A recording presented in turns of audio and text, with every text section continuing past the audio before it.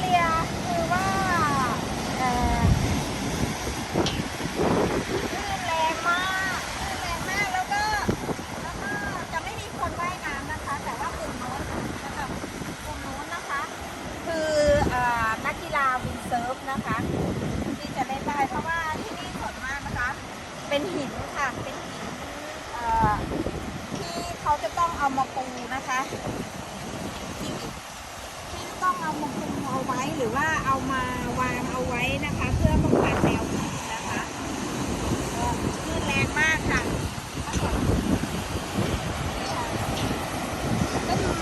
ตุ้มคลื่นแรงมากค่ะคลื่นเพราะจนหินเขาเรียกอะไรอ่ะแหว่งแล้วก็เขาเรียกอะไรอ่ะเนินหินนะคะจะแหว่งเป็นร่องเลยถ้าเราสังเกตนะคะถ้าเกิดที่โซนเดียวเนี่ยค่ะมุมอีกมุมหนึ่งของกานาเลียนะคะทะเลที่โอ้มันมีปูวิ่งด้วยคือน้ำแรงมากนะคะซ้อจนหินเนี่ยหินแตกหินเป็นร่องเลยแล้วก็จะมีพวกปูก็ไม่น่าเห็นได้เนาะอยากให้ดูนะคะธรรมชาติของกานาเลียนะคะว่าสวยงามแต่ดูแล้วน่าอันตรายด้วยเพราะว่าคลื่นแรงมากแล้วก็ส่วนมากก็จะมีคนเล่นแต่เซิร์ฟนะคะพวกเล่นกระดานโต้คลื่นกระดานเซิร์ฟนะคะแต่ว่าไม่จะเป็นบางที่เล็กๆเท่านั้นนะคะที่เขาจะอนุญาตให้ลงไปว่ายน้ำค่ะโอ้ยนก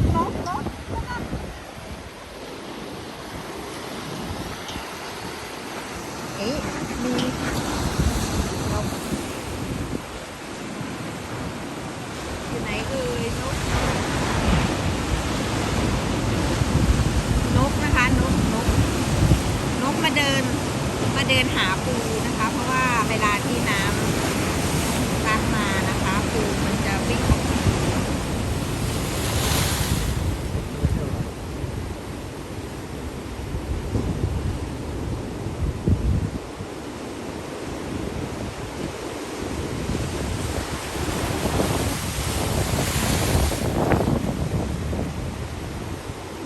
ว้าว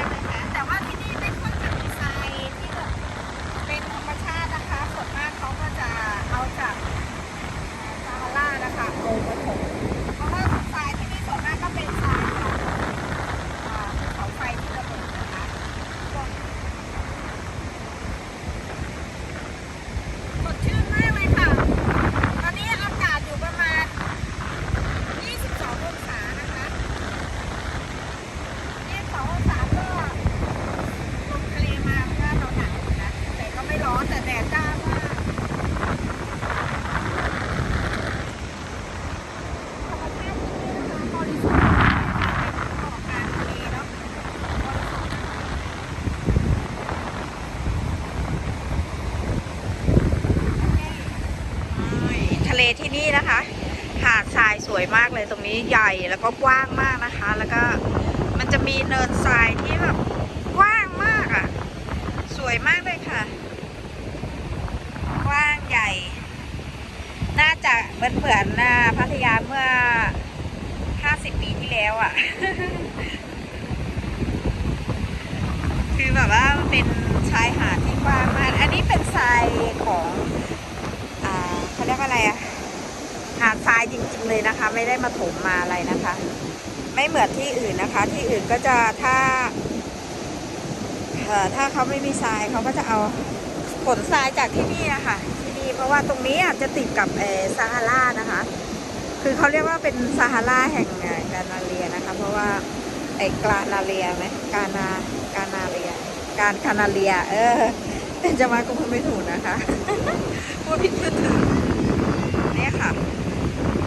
หาดทรายที่นี่นะคะคือแบบว่าโหกว้างสุดหูลูกตามากนะคะแล้วก็ยาวก็เป็นไม่กี่ที่นะคะที่ว่าจะมีทรายโดยธรรมชาติของมันเองนะคะที่นี่นอกนั้นก็จะต้องขนจากที่นี่ค่ะที่ติดกับเพราะว่าหาดนี้ติดกับทรายทะเลทรายซาฮารานะคะซาฮารานี่หมายถึงซาฮาราของการคานาเรียนะคะกว้างมากอันนี้ก็เป็นบรรยากาศโดยรอบนะคะ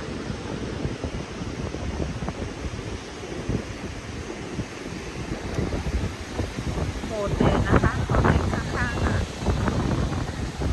มายาวแล้วเนาะหลังจากที่เราเดินมายาวแล้วก็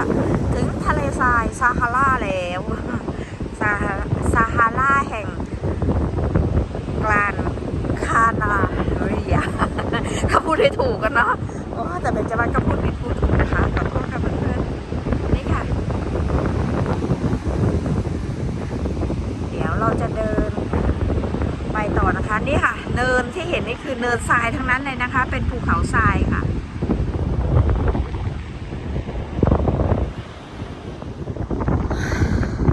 โอ้สวยมากเลยค่ะไอ้ที่เป็นริ้วๆนี่คือแบบลมนะคะลมเขาไปรูปร่างเปลี่ยนร่างตามลมนะคะนี่ค่ะเป็นเนินทรายนะคะที่เราเห็นกัน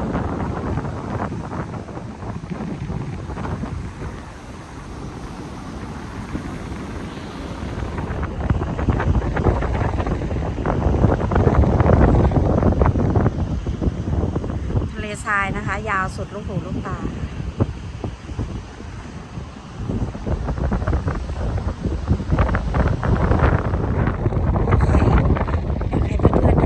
ที่เดินไปเนี่ยเป็นริ้วรอยสวยมากเลยลมแรงมากนะคะที่นี่ดูสาย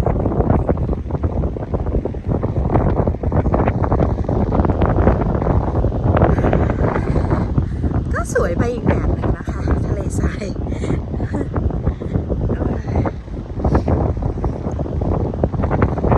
เราก็จะเดินขึ้นที่สูงไปนะคะว่าทะเลทรายซาฮาราแห่งของสเปนชื่อเกาะกลางคานาเรียว่าจะสวยขนาดไหนกว้างใหญ่ขนาดไหนนะคะ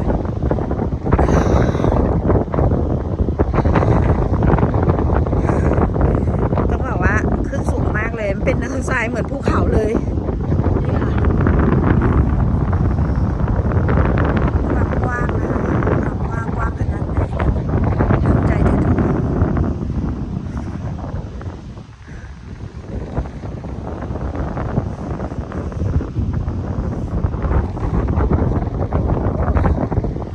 ความเป็นทะเลทรายลดหลั่นไปนะคะสวยมากค่ะมันก็คือสวยไปอีกแบบหนึ่งก็จะเป็นที่พักอาศัยนะคะบนไปก็คือทะเล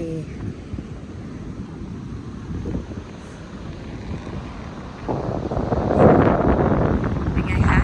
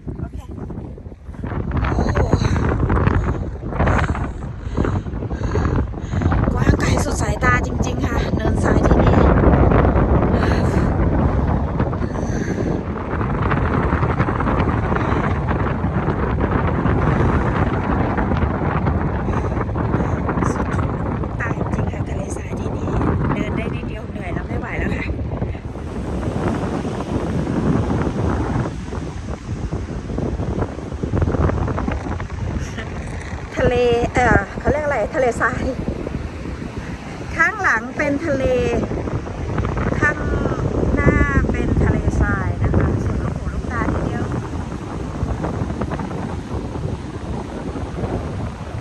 ยอมรับอะยอมรับเป็นแบบเป็นเกาะที่มีความหลากหลายมากๆ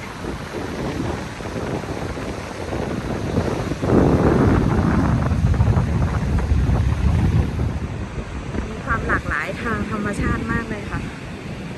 นี่ค่ะทะเล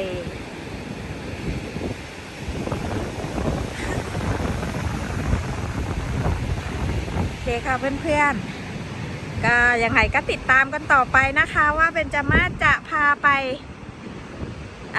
ดูหรือไปเที่ยวที่ไหนต่อนะคะ